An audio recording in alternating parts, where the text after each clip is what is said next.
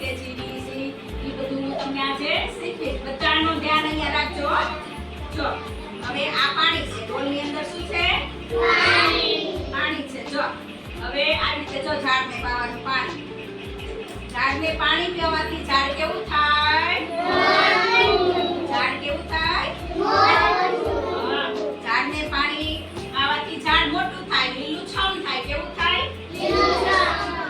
ઝાડને પાણી પાવાથી લીલુંછમ ઝાડ થાય. અને ઝાડને પાણી આપણે પાઈ જ નહીં તો ઝાડને શું થાય? સુકાઈ જાય. ઝાડને શું થાય? ઝાડ નાનું ન થાય, ઝાડ સુકાઈ જાય. જો ઝાડને પાણી પાઈએ તો ઝાડ મોટું થાય, લીલુંછમ થાય. અને ઝાડને પાણી જ ન પાઈએ આપણે તો ઝાડ સુકાઈ જાય. સુકાઈ જાય ને ઝાડ? જો એવી જ રીતે આ જો પ્રાણી છે, ગાય છે, પછી ઘોડો છે, આ બધાને પાણી જોવે. શું જોવે? પાણી. શું જોવે? બધાને પ્રાણીઓ. પછી આ પક્ષીઓ.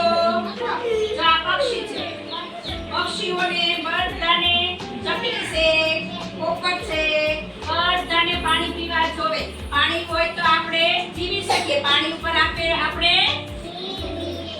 પાણી વગર કોઈને ચાલે નહીં. પાણી વગર ચાલે કોઈને?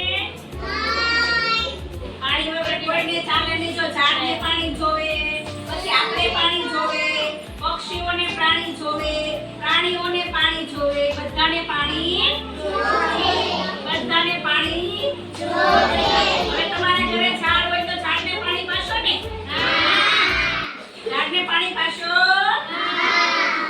પછી જો રસ્તા ઉપર ગાય હોય, પછી કૂતરા હોય તો એ બધાને પાણી પાશો ને? બધાને પાણી